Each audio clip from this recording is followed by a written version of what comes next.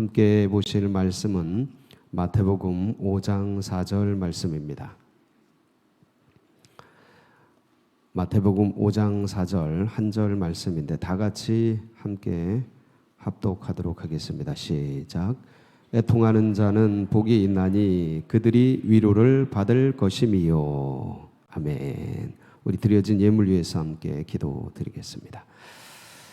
좋으신 주님 감사합니다. 오늘도 우리 구주 예수 그리스도 우리를 위하여 인류를 위하여 십자가의 길을 걸으신 그 길을 따라 또 이 새벽 한 걸음 한 걸음 따라 나아갑니다.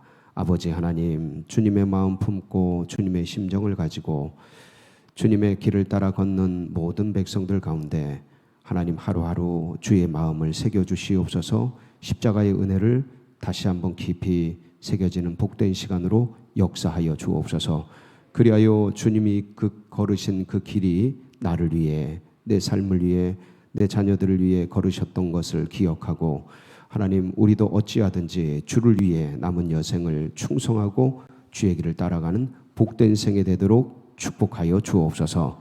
아버지 존전에 오르며 귀한 예물 준비하여 올려드립니다. 감사헌금과 성경금과 일천번제 주일헌금 셀헌금 올리오니 받으시고 흠양하시고 만복을 내리어 주옵소서.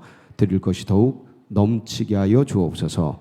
말씀 앞에 나아갑니다. 지혜와 계시의 정신을 열어주시어서 하나님의 뜻을 알고 누리고 전하고자 하는 기쁨과 결심이 있도록 축복하여 주옵소서.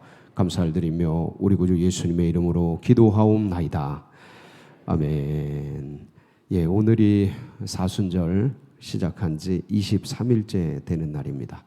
저희가 열흘씩 쪼개어서 예수님의 길을 따라 걷는 예수의 도 소주제를 가지고 행하고 있는데 첫 열흘은 성육신의 길을 같이 묵상을 하였고 두 번째는 공생의 길을 함께 묵상했고 지금 이제 자기 부정의 길, 주님이 걸으신 길을 이제 가슴에 새기고 있습니다. 오늘은 주님께서 애통하심을 어떻게 이 땅에서 그렇게 사셨는가를 함께 돌아보면서 주님의 그 마음, 주님의 애통이 우리들 가슴에 새겨지는 그런 시간이 되시기를 축복합니다. 저희 어릴 때 자라면서 이제 그런 얘기를 많이 들었습니다. 남자는 우는 게 아니다. 남자는 태어나서 3번 운다. 뭐 그런 얘기를 많이 들었습니다. 그러니까 잘 울질 못하게 했어요. 그러니까 언제 우냐면 3번을 태어날 때 한 번 울고 부모 돌아가셨을 때 한 번 울고 나라가 망했을 때 우는 거다. 뭐 그런 얘기도 듣고 저런 얘기도 듣고 그랬습니다. 지금은 뭐 그런 거 안 따지죠. 근데 저희 어릴 때 그런 유교의 영향이 굉장히 강했던 거죠. 그런 것들을 듣고 자랐는데 근데 이제 예수님을 보고 나서는 대단히 위로가 됐습니다. 왜냐하면 주님은 많이 우셨습니다. 많이 우셨습니다.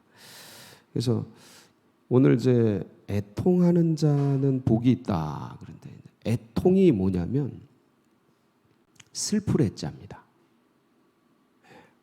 슬플 애자요.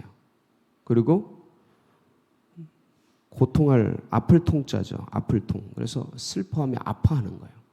슬퍼하며 아파하는 어떤 사건이나 일에 대해서 가슴을 치며 가슴 아파하는 것, 슬퍼하는 것, 애통이죠. 주님이 참 그렇게 사셨는데, 근데 이제 성경에 보면 그 애통했던 분들이 꽤나 많이 나옵니다.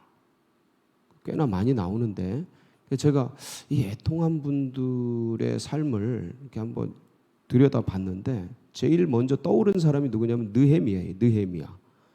느헤미야가 그 느헤미야 1장에 보면 자기 동료인 하나냐가 예루살렘에서 와서 예루살렘의 소식을 전해줍니다. 근데 성문이 불타고 성이 무너지고 그랬다는 얘기를 전해 듣죠. 그러고 나서 느헤미야가 그때 술 맡은 관원장으로서 굉장히 높은 지위에 있는 아주 고관 대작이었습니다. 그런데 예루살렘의 소식을 듣고 어떻게 해요? 애통하며 금식합니다. 그 장면이 느헤미야 1장 4절 5절에 이제 이렇게 기록이 돼 있는데 잠깐 보시겠습니다. 시작.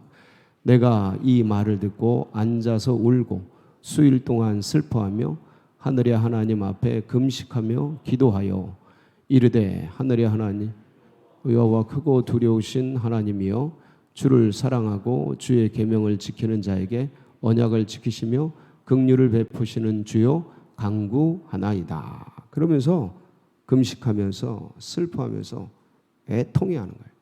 눈물을 흘리는 거예요.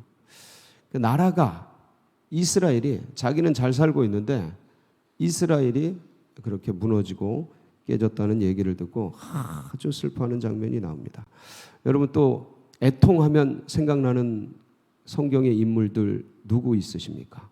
욥이 삼중 고통을 당하잖아요.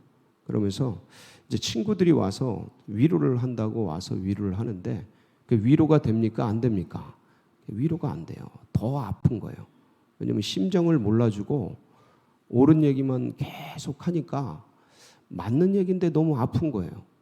예. 그리고 자신은 거기 그 위로에 위로가 안 되고 너무 고통스러운 거예요. 그래서 그때 피눈물을 흘립니다. 피눈물을 흘리면서 했던 얘기가 있어요. 욥기 16장 20절인데 한번 보시겠습니다. 시작.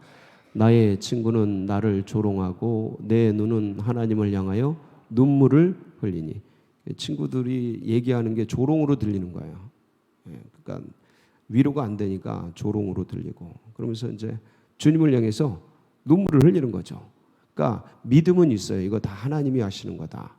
복도 하나님이 주시고 저주도 하나님이 주시는 거다. 주신 자도 여호와시고 가져가시는 지도 여호와시다. 그걸 아는데 이 상황, 자식을 잃고 재산을 잃고 몸의 건강을 잃은 이 상황이 감정적으로 어떤 거예요? 슬픈 거예요. 그러니까 눈물이 쏟아지는 거죠. 하나님이 하시는 건 알겠고 수용하고 받아들이긴 하겠는데 감정이 너무 슬픈 거예요. 예, 눈물 나는 상황이죠. 그래서 이제 이런 일들이 있었는데 다윗도 굉장히 많은 눈물을 흘립니다. 눈물을 흘리면서 주님 제 상황을 아시고 이 눈물을 주의 병에 담아주소서. 시편 56편 8절에 보면 아주 참 귀한 말씀이 있습니다. 같이 보실까요? 나의 유리함을 주께서 계수하셨사오니 나의 눈물을 주의 병에 담으소서. 이것이 주의 책에 기록되지 아니하였나이까. 억울하게 쫓기고 장인에게 쫓기고 군대에게 쫓기고 사람들에게 자식에게 쫓기고 하여간 참 눈물 나는 인생이었습니다. 다윗이 아름답게 기록이 돼서 그렇지 평생 전쟁터에서 평생 쫓기면서 영광스러운 면만 우리가 알고 있어서 그렇지 평생 눈물을 흘리면서 살았던 그런 분이시죠. 참 여러분 그 이사야서 38장 2절에서 6절을 보면 어떤 얘기가 나오냐면 히스기야의 눈물이 나와요. 유명한 얘기죠. 이사야서 38장 2절에서 6절 한번 보시겠습니다. 시작. 히스기야가 얼굴을 벽으로 향하고 여호와께 기도하여 이르되 여호와여 구하오니 내가 주 앞에서 진실과 전심으로 행하며 주의 목전에서 선하게 행한 것을 기억하옵소서 하고 히스기야가 심히 통곡하니 이에 여호와의 말씀이 이사야에게 임하여 이르시되 너는 가서 히스기야에게 이르기를 내 조상 다윗의 하나님 여호와께서 이같이 말씀하시기를 내가 네 기도를 들었고 내 눈물을 보았노라. 내가 내 수완에 15년을 더하고 너와 이 성을 아수르 왕의 손에서 건져내겠고 내가 또 이 성을 보호하리라. 네가 죽을 거다 하는 그 하나님의 말씀을 듣고 눈물을 흘리면서 벽을 향해 애통해하면서 간구하죠.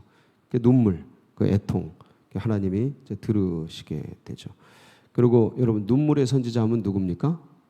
예레미야 8장 8절 21절 9장 1절 여기 보면 참 이 문장이 그러니까 뭔가를 표현한다는 게 이렇게도 아름다울 수 있구나 하는 문장들이 나와요. 보실까요? 슬프다 나의 근심이요 어떻게 위로를 받을 수 있을까 내 마음이 병들었도다. 딸 내 백성이 상하였으므로 나도 상하여 슬퍼하며 놀라움에 잡혔도다. 어찌하면 내 머리는 물이 되고 내 눈은 눈물 근원이 될고 죽임을 당한 딸 내 백성을 위하여 주하를 울리로다. 내 머리는 뭐가 돼요? 물이 되고 내 눈은 눈물 근원이 되어서 죽임을 당한 딸내 이스라엘이죠. 를 위하여 주야로 울리로다. 저희 이 문장에 오늘 아침 진짜 뿅 갔습니다. 뿅 갔어. 이렇게도 아름답게 표현할 수 있구나. 자기의 가슴을, 자기 눈물을, 민족을 향한, 나라를 향한.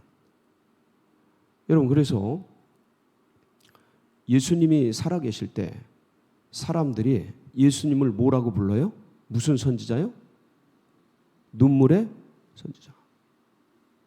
마태복음 16장에 보면 주님이 제자들에게 묻지 않습니까? 사람들이 나를 누구라 하느냐. 그러니까 제자들이 막 대답을 합니다. 세례 요한, 엘리야, 그다음에 선지자 중 한 사람인데 그 중에 예레미야라고도 합니다. 왜 그랬으셨을까요? 왜 예수님을 예레미야라고 불렀을까요? 살아 계실 때? 이 땅에 계실 때? 히브리서 5장 7절에 보면 이런 말씀이 있습니다. 한번 보실까요? 히브리서 5장 7절 시작. 그는 육체에 계실 때에 자기를 죽음에서 능히 구원하실 이에게 심한 통곡과 눈물로 간구와 소원을 올렸고 그의 경건하심으로 말미암아 들으심을 얻었느니라. 육체로 계실 때, 이 땅에 계실 때 아버지 하나님께 뭐와 뭐로요? 심한 통곡과 눈물로 간구를 올려드려요. 주님께 계실 때. 그래서 아까 윤 장로님이 기도를 해주셨는데 예수님이 마지막 예루살렘으로 쫙 들어오실 때 예루살렘을 보고 어떻게 하십니까?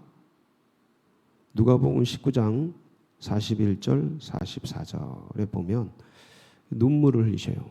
보실까요? 가까이 오사 성을 보시고 우시며 이르시되 너도 오늘 평화에 관한 일을 알았더라면 이 평화에 관한 일이 뭐냐면 예수님이에요. 나를 알았더라며 이 소리예요. 예루살렘 성을 보고 얘기하시는 거예요. 이 서울을 보고 얘기하시고 이 나라 민족을 보고 얘기하시는 거죠. 네가 오늘 평화에 관한 일을 알았더라면 좋을 뻔하였거니와 지금 내 눈에 숨겨져. 모르는 거예요 지금. 교회의 이 복음을 우리가 전하는 이 소식들을 듣지를 않는 거예요. 알지를 못하는 거예요. 이 원수마귀 세상신이 깔아놓은 혼미한 영들 때문에 들리질 않는 거예요. 그래서 날이 이를지라 내 원수들이 토둔을 쌓고 너를 둘러 사면으로 가두고 또 너와 및 그 가운데 있는 네 자식들을 땅에 메어치며 돌 하나도 돌 위에 남기지 아니하리니 이는 네가 보살핌 받는 날을 알지 못함을 인함이니라. 이제 멸망, 예루살렘 멸망에 대한 얘기죠. 그래서 주님께서 눈물을 흘리면서 마태복음 23장 37절에 보면 예루살렘을 보고 이렇게 말씀하셔요. 시작. 예루살렘아 예루살렘아 선지자들을 죽이고 내게 파송된 자들을 돌로 치는 자여 암탉이 그 새끼를 날개 아래에 모음같이 내가 네 자녀를 모으려 한 일이 몇 번이더냐. 그러나 너희가 원하지 아니하였도다 하면서 주님이 애통해 하십니다. 피눈물을 흘리시죠. 오늘 이제 우리가 이곳에 모여서 예수님이 걸으신 그 길을 또 하루 묵상하고 하루 따라갑니다. 주님이 눈물을, 주님의 애통을 우리의 눈물로, 우리의 애통으로 주님이 왜 우셨을까? 애통이 왜 복이 될까? 여러분, 나의 문제, 나의 죄, 나의 허물, 나의 어리석음, 이걸 하나님 앞에서 보고 애통해 하면 그게 하나님 앞에 위로가 되고 힘이 되고 합력해서 복이 됩니다. 아멘이십니까? 그럼요. 많이 우세요. 내 죄 때문에, 내 어리석음 때문에, 내 이 무능 때문에. 하나님 앞에서 우는 눈물은 주님이 다 계수하십니다. 주님이 다 기억하셔요. 근데 내 문제, 내 어리석음, 내 죄 때문에도 애통해하고 울지만 다음 세대 무너져가는 태영아 유치부 오늘 특송을 해주셨는데, 그걸 보면서 현장에 계신 분들은 더 눈물이 나겠지요. 근데 우리들도 우리 자녀고 손주들이고, 예? 증손들이고, 그러니까 생각하면 이 세상이 지금은 어떻습니까? 아주 힘들어요. 하나님 믿기가 너무 힘들어요. 아마 100명이 교회에서 어릴 때 시작하면 한두 명 남을까 싶어요. 저희 때는 그래도 20, 30명 남았어요. 20, 30명 남았어요. 20, 30%가 됐어요. 믿음의 백성이. 근데 지금 뭐 10년 뒤에 7%로 떨어진다 뭐 이러고 있으니까 기하급수적으로 지금. 그러니까 다음 세대를 생각하면 암담한 거예요. 암담. 그래서 그들을 향해서 함께 울어주고, 그리고 이 나라 젊은이들, 청소년들 생각하면 이제 우리들 자식들이잖아요. 우리들 자녀들이고 우리 자식들이 낳는 그 애들이고, 근데 걔네들이 내 슬하에, 우리 슬하에 있을 때 그냥 있는 것 같은데 이제는 세상으로 다 떠나가잖아요. 근데 그 세상이 어떤 세상이에요 지금? 완전히 정글을 넘어서, 전쟁터를 넘어서 악이 다스리는 곳 같아요. 여러분, 제가 충격적인 얘기를 지금 많이 듣고 있습니다. 너무 가슴 아픈 얘기들. 진짜 상상하기도 싫은 얘기들이 교회 안에서 다음 세대들, 청소년들, 청년들 사이에서 그냥 일어나고 있어요. 그냥. 그게 이상한 일이 아니고 그냥 자연스럽게 그거에 대해서 얘기를 하면 꼰대를 넘어서 교회를 떠나요. 진리이고 맞는 얘기인데 그 정도로 교회 안에 있는 친구들도 정말 현실이 진짜 참담해요. 그러니까 이런 얘기를 듣고 알고 그러면 너무 정말 쉽지 않고, 그래서 이 나라 이제 사회, 경제, 정치, 문화, 이 나라를 어찌할꼬.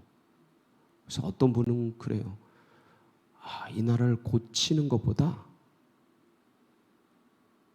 고쳐 쓰는 것보다 어떻게 하는 게 더 낫다고요? 그런 얘기를 공공연하게 하는 거예요.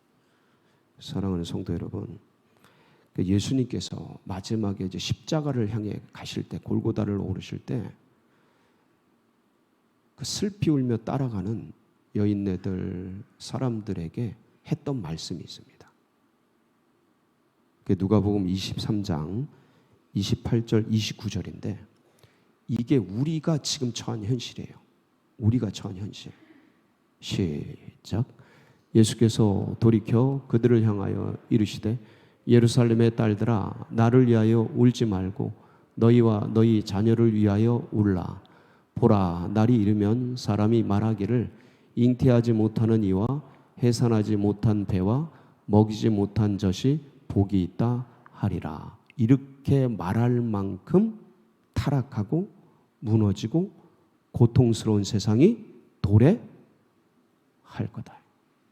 그러니 십자가를 지고 가는 나를 위해 울지 말고 너희와 너희 자녀를 위해 애통해라.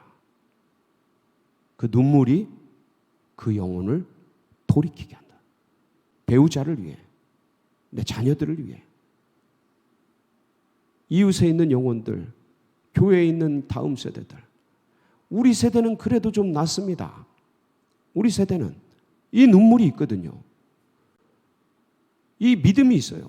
근데 너무 멀어져 가고 있어요. 그러니까 그 가속도가 너무 빨라요. 그러니까 주님 오실 때가 가까이 왔다라는 걸 확실히 알 수 있는 게 이 속도가 이렇게 가는 게 아니고 확 꺾어져서 주님께로부터, 교회로부터, 믿음으로부터, 진리로부터 벗어나고 있어요. 이 일을 위해서 우리가 통곡할 뿐만 아니라 성령께서도 도와주고 계셔요. 마지막으로 로마서 8장 26절, 27절 같이 한번 읽어볼까요? 시작. 이와 같이 성령도 우리의 연약함을 도우시나니 우리는 마땅히 기도할 바를 알지 못하나 오직 성령이 말할 수 없는 탄식으로 우리를 위하여 친히 간구하시느니라. 마음을 살피시는 이가 성령의 생각을 아시나니 이는 성령이 하나님의 뜻대로 성도를 위하여 간구하심이니라. 오늘 태영아 유치부 선생님들 나와서 이 새벽에 함께 찬양해 주시고 그러셨는데 우리 태영아부 유치부 위에서 품고 기도하면서 그 영혼들, 또 우리 교우들, 자녀들, 그리고 여러분 품고 있는 형제 자매들, 그리고 지금 환난을 당하고 고난을 당하는 그 영혼들을 품고 오늘도 주님 앞에 나아가는 복된 날 되시길 축복합니다. 같이 기도하시겠습니다. 기도하실 때에 참 이 어려운 중에도 감사한 소식들이 들려지는데 우리가 함께 기도했던 우리 지원옥 집사님 남편 되시는 구중현 성도님 토요일 날 저녁에 전화가 왔어요. 너무 기뻐하시면서 깨어나셨다고. 의식이 없이 심정지가 와서 쓰러진 지 일주일 만에 이제 깨어났다고 기뻐하시면서 연락이 왔는데 너무 기쁘더라고요. 그래서 오늘 내일 이제 그 부정맥 수술을 이제 하려고 지금 이제 준비 중인데 수술이 잘 될 수 있도록 위해서 기도해 주시고 그 깨어났는데 후유증이 없이 깨끗하답니다. 너무 모든 상황이 깨끗해서 너무 감사드리고 그리고 우리 태영아 유치부 위해서 또 서울제일교회 나가는 앞길 둔천동의 새 역사와 여러분 각자의 기도 좀 붙들고 우리 주여 부르짖고 기도하며 나갑니다. 부르짖습니다. 주여